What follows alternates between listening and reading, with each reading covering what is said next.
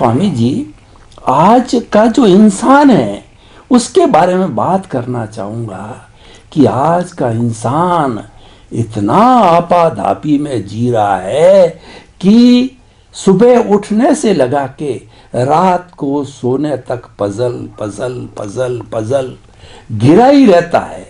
और ये अमूमन प्राय हर व्यक्ति की कहानी है।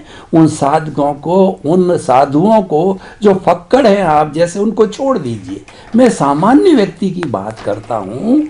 और वो मन में सोचता है, कई बार आप जैसों का जो उपदेश भी मिलता है कि भाई जीवन में आपाधापी क्यों कर रहे हो, जो है उसको स्वीकार कर दो, लेकिन वो स्वीकार नहीं करता, संतुष्टि नहीं रखता। वो तो ये सोचता है कि मैं आगे बढ़ूं, दुनिया का नंबर 1 बन जाऊं। तो आखिर में इस इंसान का क्या होगा? ऐसा करते करते तो उसकी जीवन की लीला ही समाप्त हो गई। तो ऐसे त्रस्त व्यक्ति को आप अध्यात्म विज्ञान की दृष्टि से कुछ ऐसा नुस्खा दीजिए, कुछ ऐसा प्रयोग, ऐसा उपाय बताइए कि वो सब कुछ करते हुए भी बड़ी शालीनता के साथ अपने जीवन को बिना किसी आपाधापी से सरलता से जी सके। सबसे बड़ी बात है, हमारे जीवन के अंदर जो भी संजोग आते हैं, मन के रूप में, वाणी के रूप में या तो वर्तन के रूप में, जो भी संजोग आते हैं, वो संजोग हमको समस्या लगती है। वो संजोग हमको ऐसा लगता है कि हम कैसे उसको सॉल्व कर पाएंगे या तो उलझन में से निकलेंगे। तो प्रश्न ये होता है कि ऐसा क्यों होता है, और सभी को होता है, क्यों होता है आम जनता को? उसका मूल कारण है वो वास्तव में ये दुनिया का जो सनातन सत्य है, जो मन वचन काया से जुड़ा हुआ है, वो जानता तक नहीं है। तो आइए हम इस सनातन सत्य को जानने की कोशिश करें। तो सिंपल बात ये है, हमारे जो शरीर की जो डिज़ाइन है, वो डिज़ाइन सभी मनुष्यों के एक ही प्रकार की है। दुनिया में कहीं भी चले जाओ, east west north and south and middle part, सभी व्यक्तियों की जो शरीर की जो डिज़ाइन है वो एक ही प्रकार की है। क्यों एक प्रकार की है?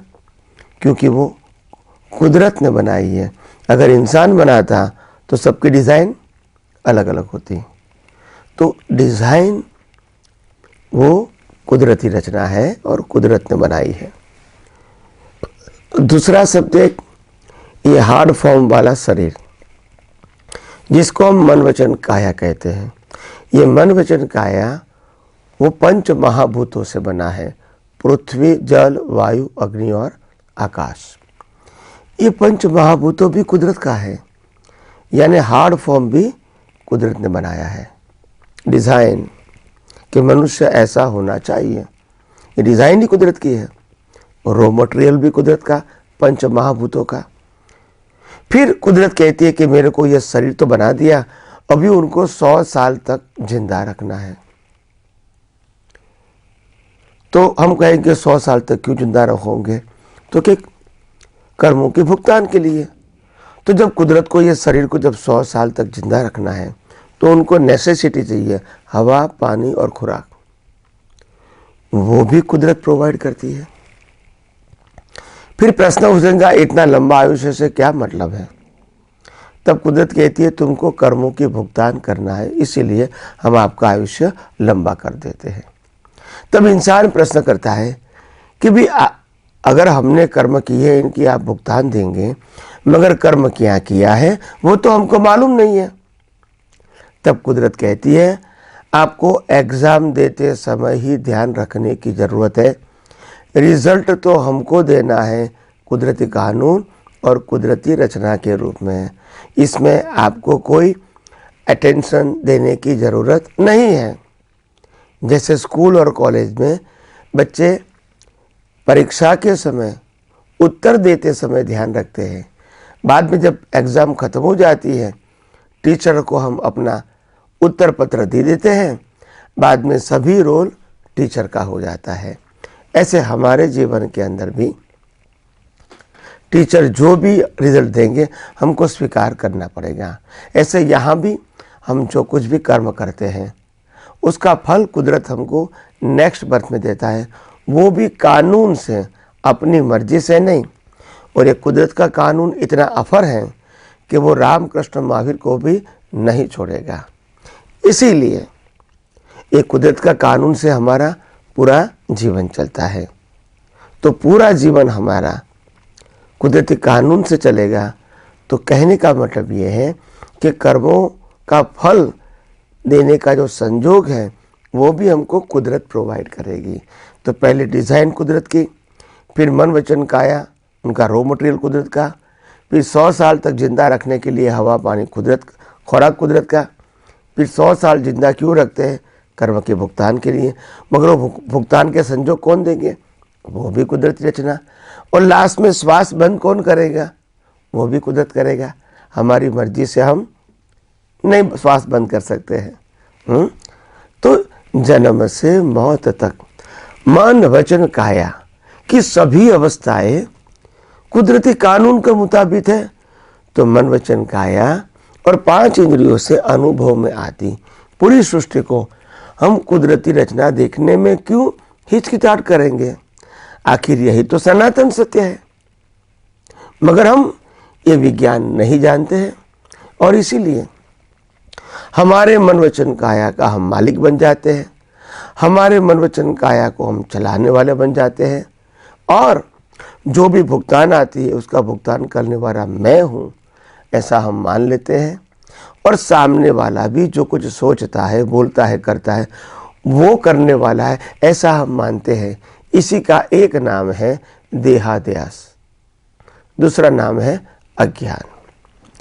जब आपने ये अज्ञान को मिटा के ये विज्ञान की दृष्टि धारण कर दिया, इसके बाद आपको हर अवस्था आपके खुद के मन वचन काया की और दूसरे कोई भी व्यक्ति के मन वचन काया की अवस्था आपको कुदरती रचना के रूप में ही दिखेगी। जब कुदरती रचना के रूप में दिखेंगी तो भी राग द्वेष होने की संभावना नहीं है। राग द्वेष नहीं होंगे क्योंकि कर्ता भाव मालिकी भाव ही नहीं है। जो क्रिया होगी उनकी शक्ति और संजोग भी कुदरत देता है और जो व्यक्ति या वस्तु देगी उसका संजोग भी कुदरत देता है। तो यह कर्ता भाव और मालिकी भाव खत्म हो जाएगा। और जब ये खत्म हो जाएगा अपने आप आपका जीवन शांत, सरल और सहज हो जाएगा और दृष्टि में आपकी वितरागता बनी रहेगी। तो इसीलिए ये देहाध्यास मिटाने का और आत्मा का अध्यास पक्का करने का एक ही रास्ता है। मन वचन काया तीनों को जन्म से मौत तक हमारा और दुनिया की कोई भी व्यक्ति का कुदरती रचना देखो, यही हर समस्या का परमानेंट सॉल्यूशन है। फिर इसमें मैंने किया, आपने किया, मेरा है, तेरा है, अच्छे विचार आए, बुरे विचार आए, हम जबान अच्छी बोले, बुरी बोले, क्रिया अच्छी किया, बुरी किया, ये सब्जेक्ट रहेगा नहीं। और सामने वाला व्यक्ति भी अच्छा बुरा व्यवहार करेगा, वो सब्जेक्ट नहीं रहेगा। क्योंकि एक ही विजन मन वचन काया की अवस्था मात्र कुदरती रचना है और पूरे ब्रह्मांड के व्यक्तियों की मन वचन काया की अवस्था कुदरती रचना है। तो ऐसे देखते रहोगे तो आपकी दृष्टि अवश्य परिपक्व होगी और आपको देहाध्यास मिटा के देहाध्यास से मुक्त रहने का जो आपका अनुभव है, देहाध्यास मिटा के मुक्त रहने का, मन वचन काया से मुक्त रहने का, वो जितना पक्का होगा इतना आपका आत्मा के ऊपर आत्मविश्वास बढ़ता रहेगा।